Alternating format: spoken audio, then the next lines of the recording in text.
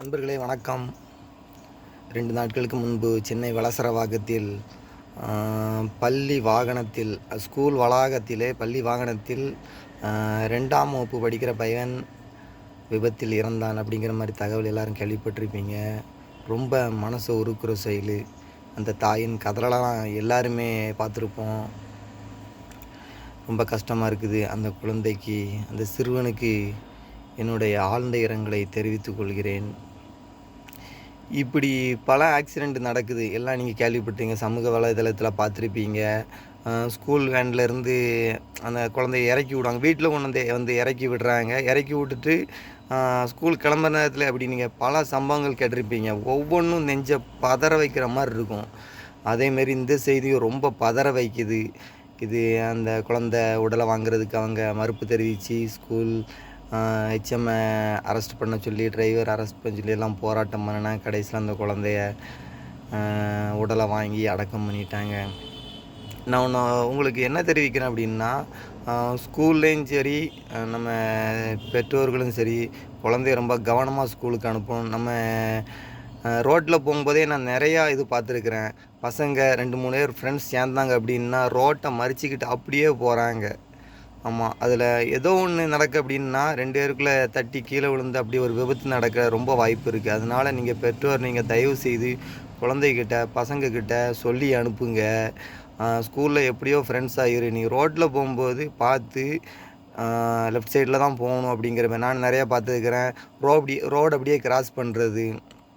இப்போ கவனமாக இருக்கிறவங்க டக்குன்னு கிராஸ் பண்ணுறாங்க அப்படின்னா உடனே தெரிஞ்சுக்கிட்டுறாங்க, உடனே பிரேக் பிடிச்சிருந்தாங்க. ஆப்போசிட்டில் வண்டி ஓட்டிகிட்டு வர்றாங்க. அவங்க ஏதோ ஒரு கவனத்தில் வரப்போய் அப்படி ஏதாவது சம்பவம் நடந்துடக்கூடாது. அதனால் அந்த பதிவு உங்களுக்கு போடுறேன்.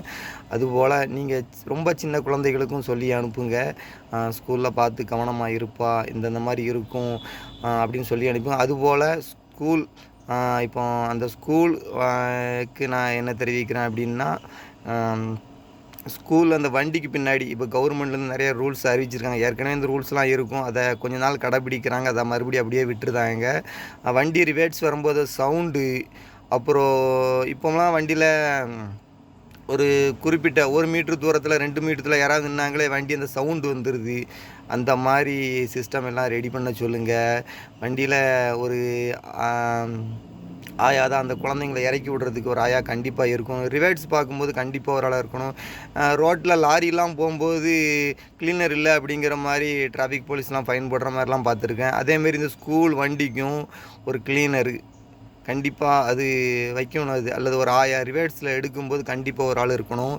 அதுபோல் இன்னொன்று நேற்று நம்ம கஸ்டமர் ஒருத்தரே சொன்னார், அவங்க குழந்தைய கூப்பிட போகும்போது கொஞ்சம் சரக்கு கொஞ்சம் ஸ்பீடாக கொடுங்க, பையன் வெயிலில் நின்றுட்டு இருப்பான் அப்படின்னு கேட்டேன். நான் கேட்டேன், எதுக்கு வெயிலில் நிற்கிறான், ஸ்கூலில் தானே நிற்பான். இல்லை, ஸ்கூலில் டைம் முடிஞ்ச உடனே குழந்தைய வெளியே அனுப்பி வச்சுருந்தாங்க, அதனால் அவன் என்ன சத்தம் போடுறான், ரொம்ப நேரம் வெளியே நின்றுட்டுருக்கு அப்படின்னு. அந்த மாதிரி பண்ணாமல் நீங்கள் அதுக்குன்னே ஒரு இடம் ஒதுக்கி குழந்தைங்கள வரிசையை நிற்க விட்டு அது உங்கள் கண்ட்ரோலில் இருக்கிற மாதிரி பார்த்துக்கிடணும். எந்த குழந்தையும் ஸ்கூல்லேருந்து வெளியே வர்ற வரைக்கும் அது ஸ்கூலோட பொறுப்பு தான். அந்த மாதிரி நீங்கள் பார்த்துக்கிடுங்க. இனிமேல் இந்த தவறு, இந்த மாதிரி ஒரு இழப்பு, ரொம்ப மனசை உருக்கிற செயல் எதுவும் நடக்காத மாதிரி ஸ்கூலும் சரி, பெற்றோர்களும் சரி, குழந்தைகளை மிக கவனமுடன் பார்த்து கொள்ளும்படி நன்றியுடன் தெரிவித்துக் கொள்கிறேன்.